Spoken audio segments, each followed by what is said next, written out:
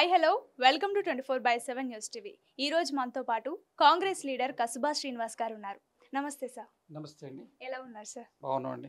Sir, ఇప్పుడు అసెంబ్లీలో KTR comments చూసుకుంటే కాంగ్రెస్ ఎమ్మెల్యేలు బయట పని చేయాలంటే 30% కమిషన్లు తీసుకుంటున్నారని చెప్తున్నారు. దీనికి మీరు ఏం సమాధానం చెప్తారు?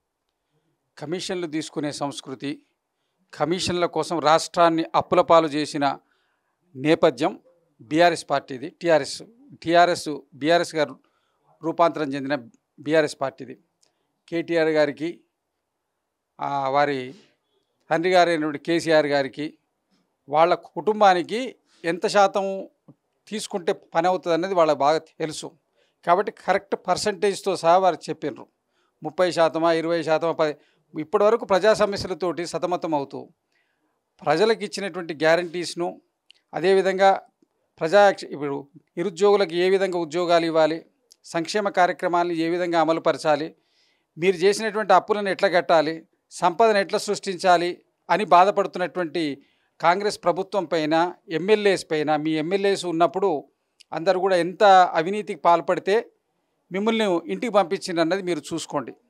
మీరు ప్రతి దగ్గర ల్యాండ్ కబ్జాలు, ల్యాండ్ వైన్ మీరు మాఫియాలుగా చేసి మీరు దోచుకున్న విధానం ప్రజలు మీకు బుద్ధి చెప్పినారు.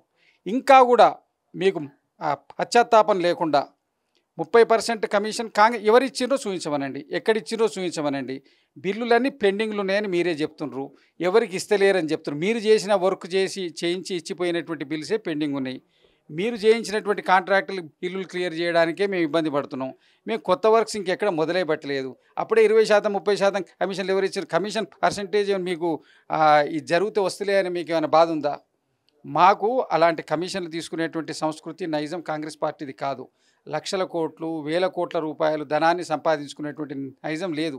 ఎంతమంది కాంగ్రెస్లో ఉన్నటువంటి మంత్రులు, ముఖ్యమంత్రులు, ఎమ్మెల్యేలు అంతకుముందు చేసిన వాళ్ళు సంపన్నులు ఉన్నారు. ఇప్పటి వరకు కూడా ఏమి లేకుండా ఉన్నటువంటి ఎమ్మెల్యేలు, మంత్రులు చాలామంది ఉన్నారు, మాజీ వాళ్ళు. మీరు ఏదైనా మాట్లాడితే నిబద్ధత ఉండాలి. కేటీఆర్ గారు ఏదో ఒకటి మీడియాలో మాట్లాడాలని, రోజు మీడియాలో ఉండడం, ఏదో రొటీన్లో ఉండకపోతే నన్ను మర్చిపోతారేమో అంటే మా బావగారిని గుర్తుపెట్టుకుంటారో, మా చెల్లెల్ని గుర్తుపెట్టుకుంటారో, నేనెక్కడ వెనకబడిపోతున్నావు అని ఏదో ఒక విమర్శను ఒకళ్ళ మీద ఒకళ్ళు పోటీపడి చేయడం కాదు. చేస్తే హేతుబద్ధంగా ఉండాలి. అదేవిధంగా మీరు నిర్మాణాత్మక ప్రతిపక్షంగా వ్యవహరించండి. ప్రజల సమస్యలు అనేకం ఉన్నాయి, మీ కమిషన్ల సమస్య కాదు. ఆ సమస్యల మీద మాట్లాడండి, ఆ సమస్యను ప్రభుత్వానికి ఎత్తి చూపండి, వాటికి కావలసినటువంటి సలహాలు, సూచనలు ఇవ్వండి, మీ తోడ్పాటును ఇవ్వండి. దాంట్లో ఈ తెలంగాణ అభివృద్ధికి చేయి కలిపి మీరు ముందుకు రండి. ఎట్లయితే ఇంతకుముందు రాష్ట్రం ఏర్పడ్డప్పుడు కాంగ్రెస్ పార్టీ నిర్మాణాత్మక ప్రతిపక్ష పాత్ర పోషించి, జానారెడ్డి గారే కానివ్వండి, బట్టి విక్రమార్క గారే కానివ్వండి, మేమంతా ప్రోత్సహించబట్టి మీ 10 సంవత్సరాల ప్రభుత్వం మీరు విజయవంతంగా నడపగలిగినారు. ఈ విధంగా మీరు దుష్ప్రచారాలు చేసుకుంటూ కేవలం విమర్శ కోసమే అసెంబ్లీని వాడుకుంటే కాదు. అసెంబ్లీ ఎంతో డబ్బును వెచ్చించి నడుస్తున్నటువంటి అసెంబ్లీ సమావేశాలను ఈ చిల్లర విమర్శల కోసం వాడుకుంటారా? అసెంబ్లీలో ఏం అవతల మీడియాలో ఎట్లా మాట్లాడుతున్నాం, మీరు అసెంబ్లీలో కూడా అదే మాట్లాడాలన్నా? అది వారి యొక్క విజ్ఞతకే వదిలేస్తున్నాం. దానికి సరి అయినటువంటి దీటైన సమాధానం ప్రజలే చెప్తారు. సార్, ఇప్పుడు అసెంబ్లీలో కేటీఆర్ కామెంట్స్ చూసుకుంటే కాంగ్రెస్ ఎమ్మెల్యేలు బయట పని చేయాలంటే 30% కమిషన్లు తీసుకుంటున్నారని చెప్తున్నారు. దీనికి మీరు ఏం సమాధానం చెప్తారు? కమిషన్లు తీసుకునే సంస్కృతి, కమిషన్ల కోసం రాష్ట్రాన్ని అప్పుల పాలు చేసిన నేపథ్యం బీఆర్ఎస్ పార్టీది. బీఆర్ఎస్ గారు రూపాంతరం చెందిన బీఆర్ఎస్ పార్టీది. కేటీఆర్ గారికి, వారి తండ్రి గారైనటువంటి కేసీఆర్ గారికి, వాళ్ళ కుటుంబానికి ఎంత శాతం తీసుకుంటే పని అవుతుంది అన్నది వాళ్ళకి బాగా తెలుసు. కాబట్టి కరెక్ట్ పర్సంటేజ్తో సహా వారు చెప్పినారు. 30%, 20%, 10. ఇప్పటి వరకు ప్రజా సమస్యలతోటి సతమతం అవుతూ ప్రజలకు ఇచ్చినటువంటి గ్యారంటీస్ను, అదేవిధంగా ఇప్పుడు నిరుద్యోగులకు ఏ విధంగా ఉద్యోగాలు ఇవ్వాలి, సంక్షేమ కార్యక్రమాలను ఏ విధంగా అమలుపరచాలి, మీరు చేసినటువంటి అప్పులను ఎట్లా కట్టాలి, సంపదను ఎట్లా సృష్టించాలి అని బాధపడుతున్నటువంటి కాంగ్రెస్ ప్రభుత్వం పైన, ఎమ్మెల్యేస్ పైన, మీ ఎమ్మెల్యేస్ ఉన్నప్పుడు అందరూ కూడా ఎంత అవినీతికి పాల్పడితే మిమ్మల్ని ఇంటికి పంపించింది అన్నది మీరు చూసుకోండి.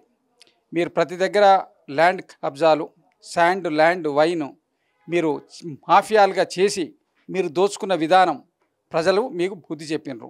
ఇంకా కూడా మీకు పశ్చాత్తాపం లేకుండా 30% కమిషన్ ఎవరు ఇచ్చిండ్రో చూపించమనండి, ఎక్కడిచ్చిండ్రో చూపించమనండి.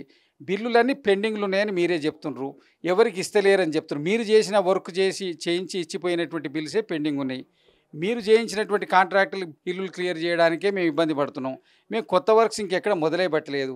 అప్పుడే 20%, 30% కమిషన్లు ఎవరు ఇచ్చారు? కమిషన్ పర్సంటేజ్ మీకు ఇది జరిగితే వస్తలే అని మీకు ఏమైనా బాధ ఉందా?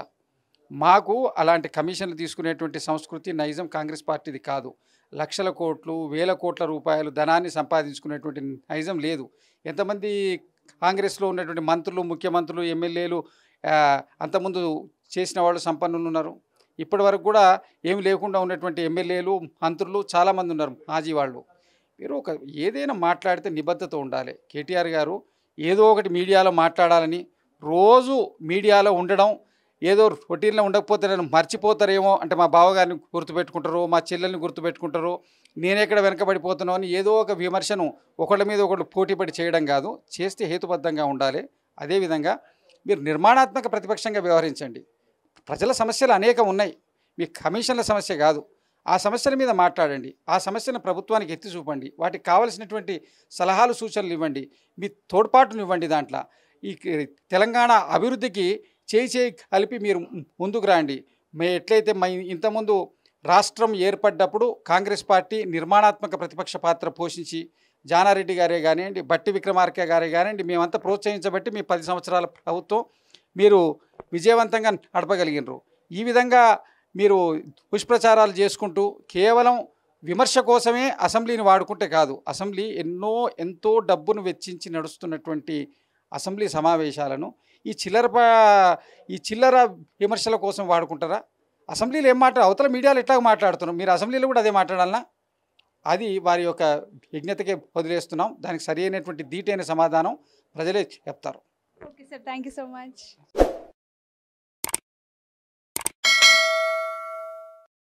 Hi friends, thank you for watching this video.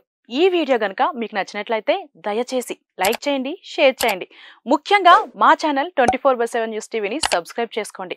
ఆ తర్వాత మీ విలువైన అభిప్రాయాల్ని, మార్పులు, చేర్పులు, కావాల్సిన వీడియో ఏమన్నా ఉంటే మన వీడియో కింద కామెంట్ సెక్షన్లో కామెంట్ రూపంలో తెలియజేయండి. నమస్కారం, సాయిదంచిక మాట్లాడుతున్నాను. ప్లీజ్ సబ్స్క్రైబ్, షేర్, లైక్ చేయండి 24/7 టీవీ ఛానల్.